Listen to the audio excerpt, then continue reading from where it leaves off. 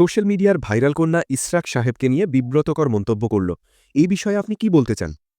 আসলে আমি খুবই ব্যস্ততার সাথে আছি কয়েকদিন। প্রিয় ভিউয়ার্স, আসসালামু আলাইকুম। খুবই ব্যস্ততার সাথে দিন কাটাচ্ছি। তারপর আপনাদের সম্মুখে আসলাম।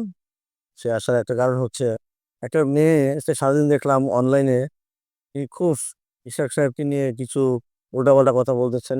ইশরাক সাহেব নাকি জোর করে ক্ষমতায় বসছেন। এখন বলে জোর করে বিএনপি এভাবে এগুলো করতেছেন। এভাবে উনি বলতে চাইছেন আর কি, যে বিএনপি এখনই জোর করে ক্ষমতায় বসে, ওরা যখন সরকারে থাকবে তখন কি করবে।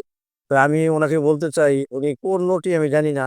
উনি কি ফ্রেশ মাইন্ডের কোনো মেয়ে কিনা সেটাও আমার জানা নেই। আসলে উনি ভদ্রঘরের কোনো মেয়ে কিনা সেটা আমার সন্দেহ হচ্ছে।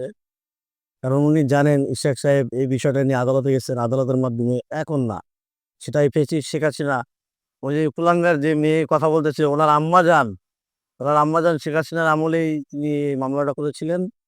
এই মামলার তিনি এখন তার পক্ষে রায় এসেছে। তারপর উনি উনি আইনের উপর শ্রদ্ধাশীল। উনি আইনের মাধ্যমে যে রায় হয়েছে, সেই রায় বাস্তবায়নের জন্য এই সরকারকে কাজ করতে বলেছেন। সে বিষয়ে তিনি আন্দোলনও করেছেন। তিনি জোর করে গিয়ে কোনো চেয়ারে বসেননি। তাই আমি ওই নটি গার্ল, ওই মেয়েকে বলবো, তুমি যদি রাজনৈতিক কোনো অজ্ঞতা না থাকে, তুমি এভাবে তুমি সোশ্যাল মিডিয়া আসবা না। হ্যাঁ, সোশ্যাল মিডিয়া আসলে অন্তত রাজনীতির বিষয়ে তোমার জানাশোনা থাকতে হবে। নয়তো আমি তোমাকে নটি গার্ল হিসেবেই করবো। তা আমি বলবো, এই নটি গার্ল, তুমি সামনের দিকে যদি এভাবে না বুঝে না শুনে কথা বলো, হয়তো তুমি হেস্তনেস্ত হবে, তখন বিএনপির দোষ হবে।